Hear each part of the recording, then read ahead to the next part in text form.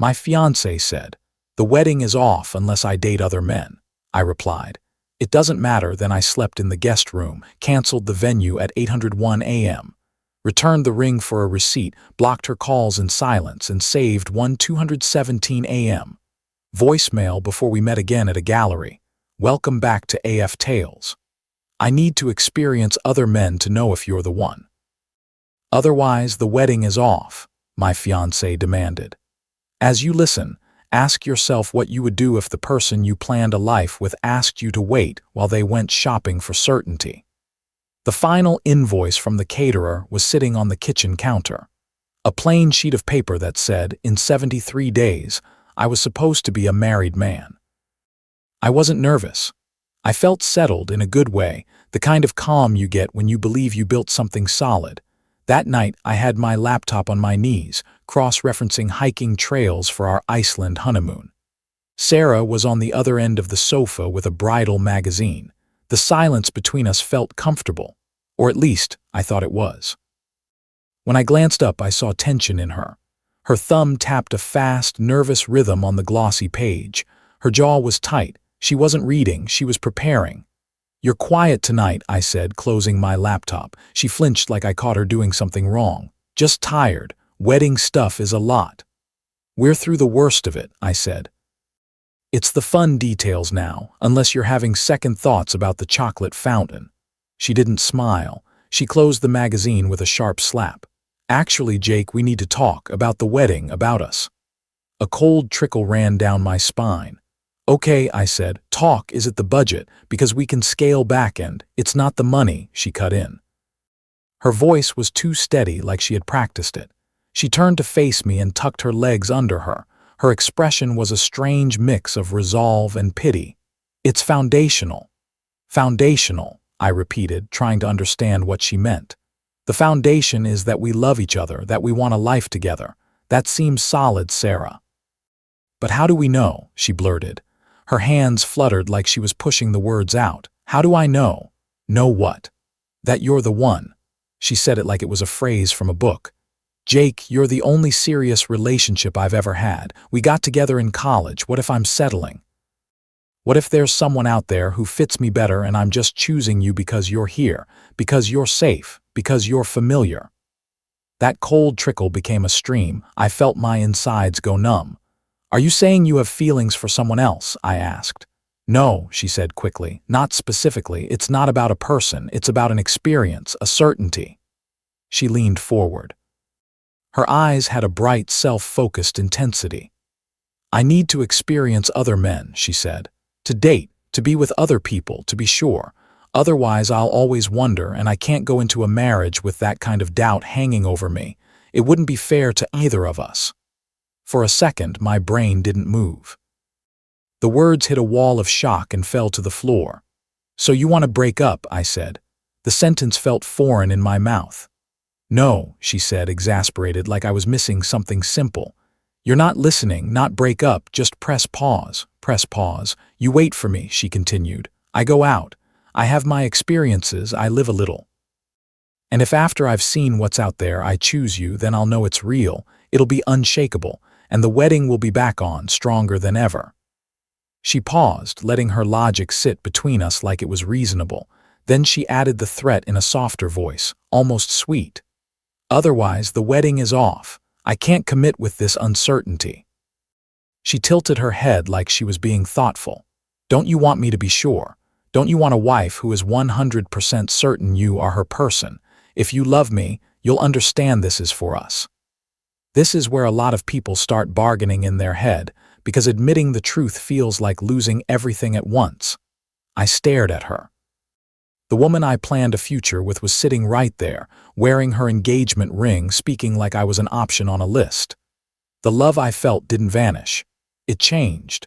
It curdled into something heavy and cold in my chest. I needed clarity. I needed to hear her say it in the plainest terms. My voice came out calm, flatter than I expected. "Let me make sure I understand. You are asking me, your fiancé, to put my life on hold while you go out and sleep with other men, and this is to decide if I'm worth choosing. Is that what you mean?" Her face flushed with irritation. "You're twisting it. You're making it sound cheap." It's a simple question, I said. Is that what you are asking? She crossed her arms. Defiance settled into her features. Yes, she said. That's what I need, for us. The refrigerator hummed in the kitchen. That was the only sound for a long moment. I looked at the ring on her finger, the one I saved for months. I looked at her eyes, so convinced, so sure she was being brave. She truly believed this was a fair request, the future I had been building in my mind dissolved. House, trips, quiet years, gone, all that was left was the person in front of me. I nodded once. Okay, I said, one word. Relief flooded her face, her shoulders dropped. A triumphant little smile spread across her lips like she had won something. She leaned toward me, arms opening for a hug. I knew you'd understand. This is for the best for us. I stood up before she could touch me, and her arms closed on empty air. I'm tired, I said. I'm going to sleep in the guest room. Her smile wavered, but only slightly. Oh, okay, we can talk more in the morning. I love you. I didn't answer. I walked down the hall, shut the guest room door, and leaned against it in the dark. That okay wasn't agreement. It was the moment something in me decided there would be no comeback from this. I didn't sleep. I lay on a bed that smelled like storage and watched the digital clock change from one red number to the next. Shock hardened into a cold, clear certainty. There would be no discussion in the morning. There was nothing to negotiate.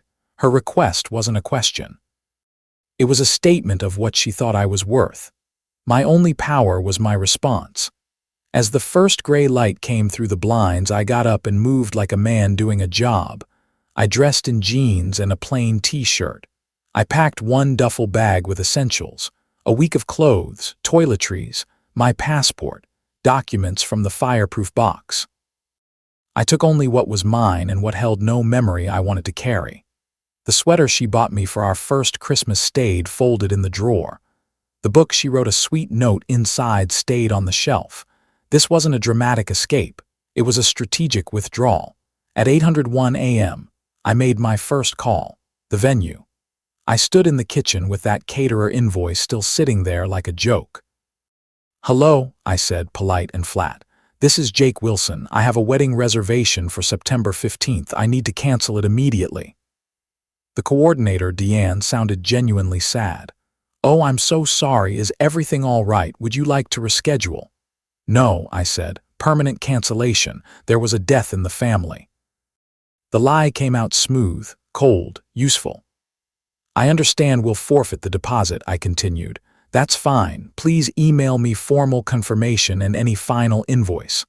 I'm so sorry for your loss, she said. Thank you, I said, and ended the call. Then I called the caterer, the photographer, the band. Each call was the same, polite, firm, final. Each penalty fee hit my card without a fight. Money was a number. My freedom from this future was worth the number. The last piece was the ring. I drove to the jeweler in the quiet part of the morning. The same man who helped me choose it 2 years ago looked at me with pity when I put the velvet box on the counter. I need to return this, I said. The engagement is off. What's your return policy? He processed it without questions, just a heavy look. When he handed me the receipt, it was only a fraction of what I paid. He sighed. You'll find the right one. I think I just avoided the wrong one, I said, and walked out. Back at the apartment, the silence was deep. Sarah was still asleep. Or pretending to be. I didn't check. I didn't want a scene. I didn't want her tears or her arguments. I didn't want the story she would tell herself where she was the hero and I was the obstacle. I packed a few boxes, my books, my laptop, the small toolbox. I left behind framed photos, shared blankets, the dishes we picked together. I wanted no relics. As I carried the last box to my car, a memory hit me hard. The night I proposed, I did it on a pier overlooking a lake. Not original, but it was what she wanted.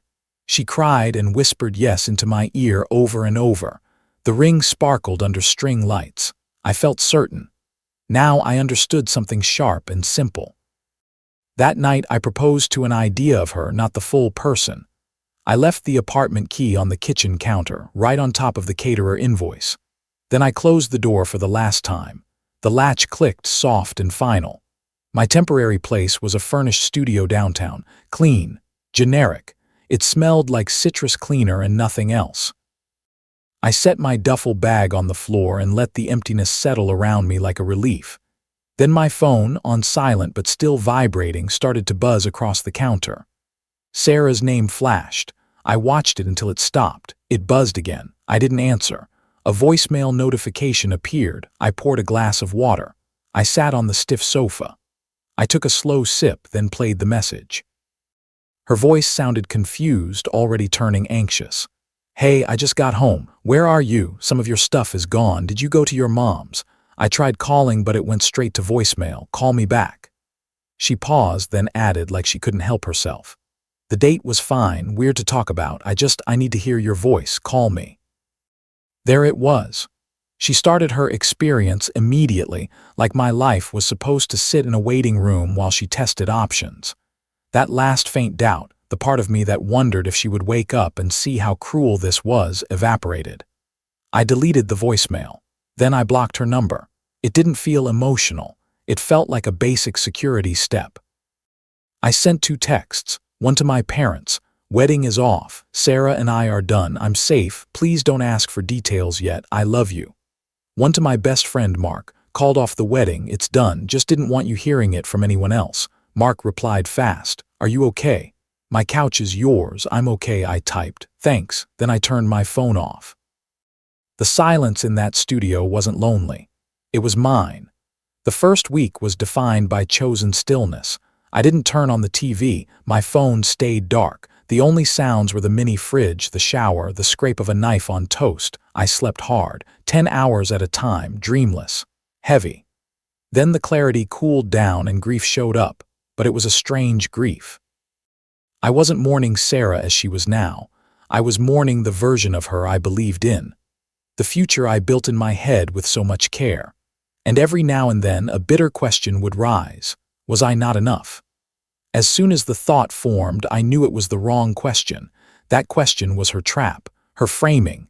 This wasn't about my value. It was about her inability to sit with commitment without turning it into a test. Some people call it finding themselves. Sometimes it's just fear wearing nicer words.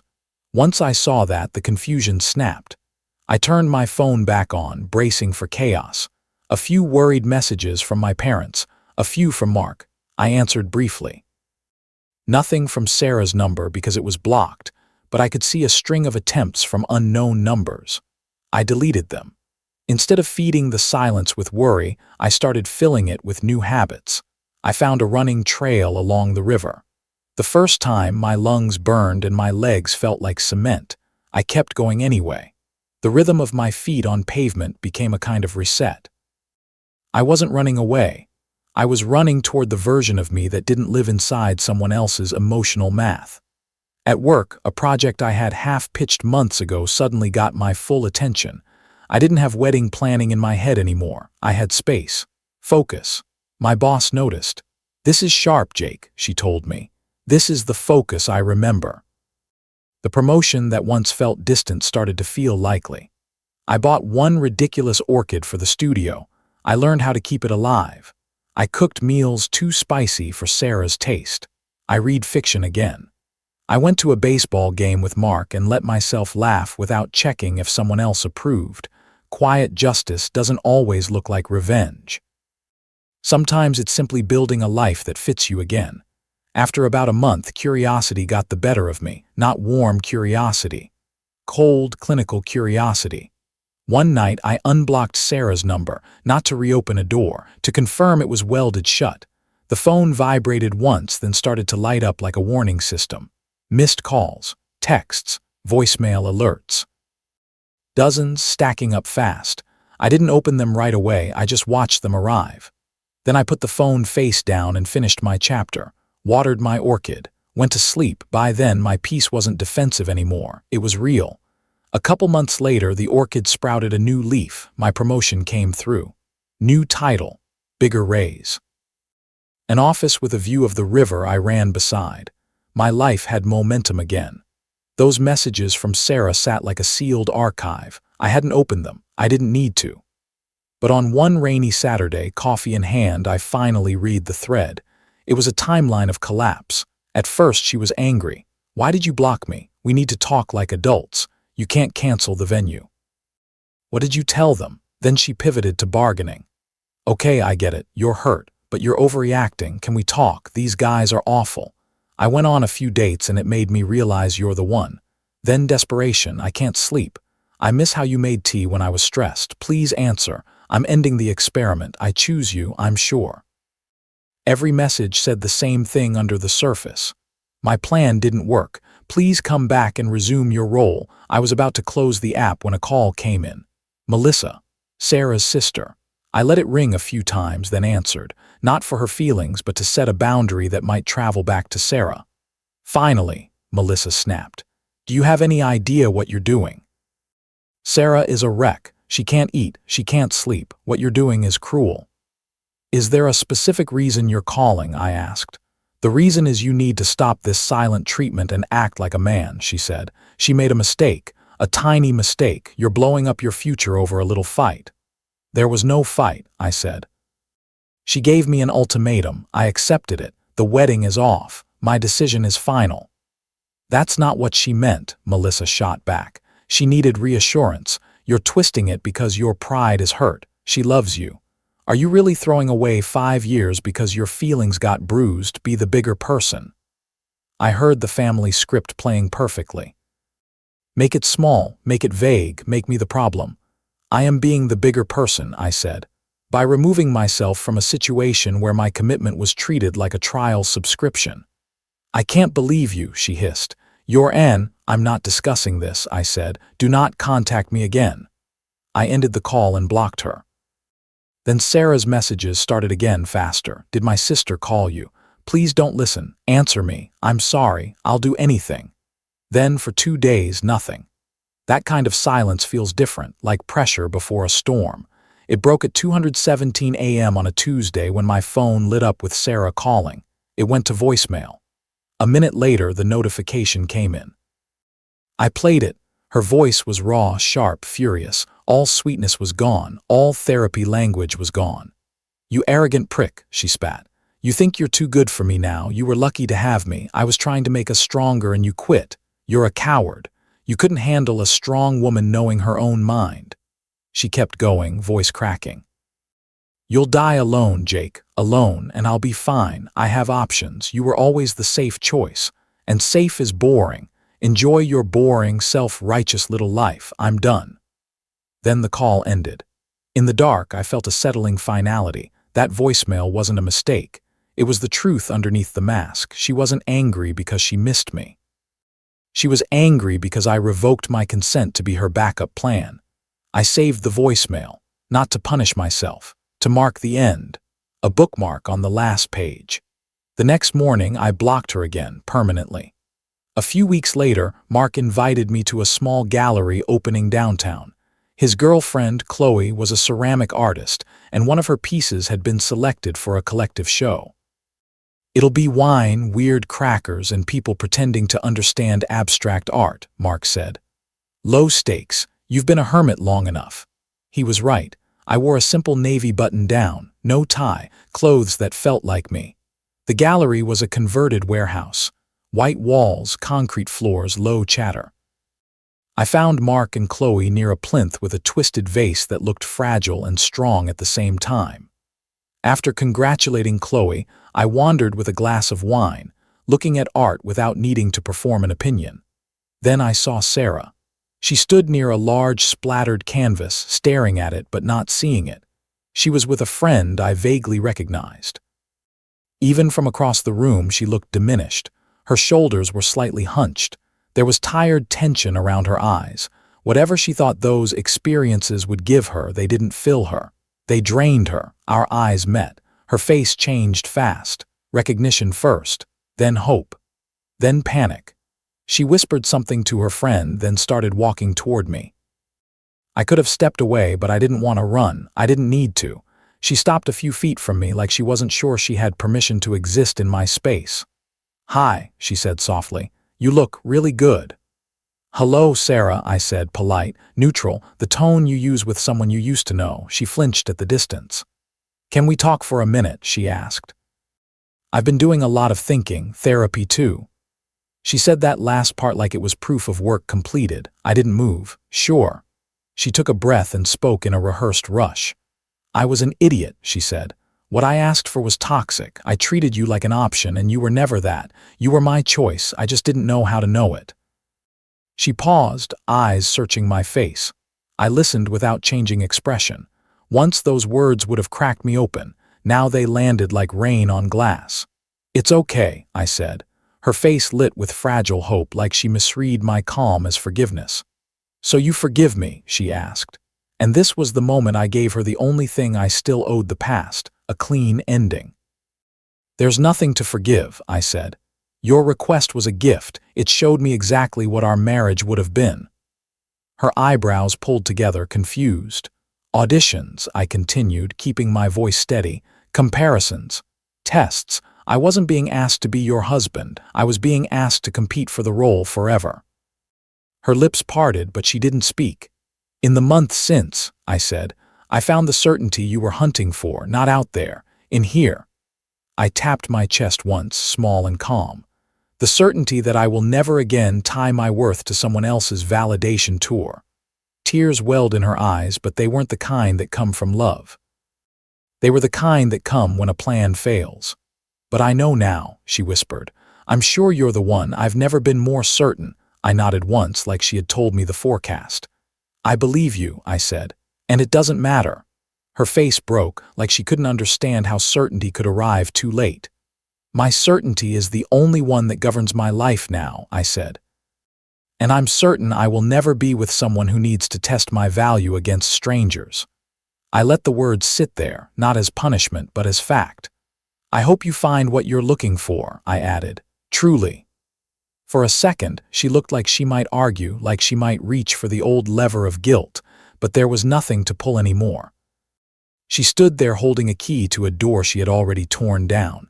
Her friend hovered closer, concerned. Sarah's mouth opened, but no sound came out. I offered a small, polite smile, not warm, not cruel, just finished. Enjoy the show, I said. Then I turned and walked back toward Mark and Chloe. Mark raised an eyebrow. Everything okay? Yeah, I said, and I meant it. Everything's fine. My heart rate hadn't even changed. I glanced back once out of simple human curiosity. Sarah was still rooted to the spot. Her friend had an arm around her shoulders. Sarah stared at the space where I had been standing like she couldn't accept it was empty. Then I turned away and focused on Chloe's vase, the conversation, the rest of my life. The gallery noise faded into a pleasant hum, and I understood something I didn't have words for earlier. The peace I built wasn't around me anymore. It was inside me, and it wasn't going anywhere. Here are the lessons I took from it. Lesson 1, if someone asks you to wait while they experience, they are not building a marriage. They are building a power imbalance. Lesson 2, an ultimatum that requires your humiliation is not love. It's control dressed up as honesty. Lesson 3, you do not prove your worth by competing for basic respect. You leave. Lesson 4, silence is not weakness when it's a boundary. It's sometimes the cleanest answer you can give. Lesson 5, certainty that arrives after consequences is often not clarity. It's regret. What would you have done the moment your fiancé said the wedding was off unless you waited for her experiments? And do you think someone can come back from treating their partner like a backup plan, or is that line impossible to uncross?